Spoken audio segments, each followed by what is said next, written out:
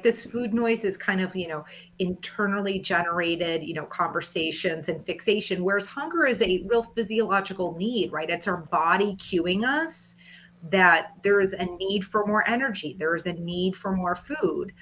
That being said, one of the things I would say about this upcoming season and how, just to kind of start to step into how we can help reduce food noise, right? This is a journey. This doesn't happen overnight.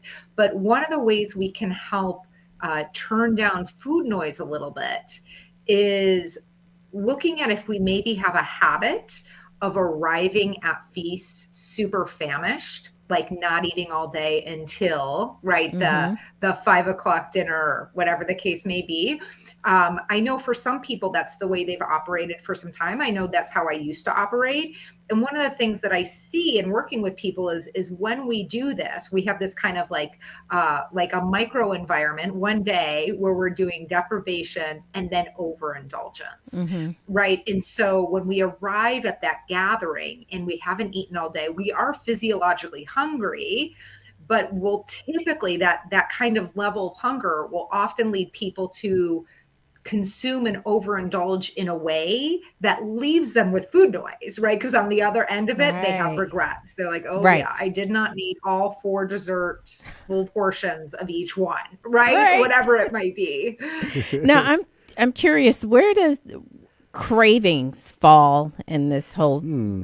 picture? Yeah, yeah. Well, cravings, I would say sometimes cravings can be like a subset of food noise. I think typically in the more traditional sense of craving, I think of craving as a subset of food noise, kind of like the fixation on, oh, I gotta have this flavor, almost like can't sleep until I scratch that itch sort of a Mm-hmm. feeling. Mm-hmm. That's what I think of when people are dealing with cravings that they're really kind of feeling owned by.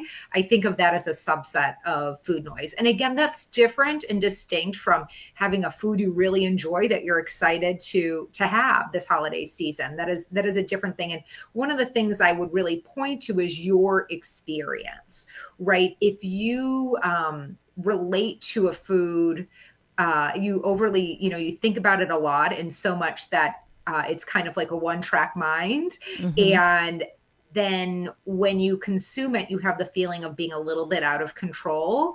That's where I would put that in that food noise kind of world versus just generally speaking, being excited to enjoy something that brings you a lot of pleasure.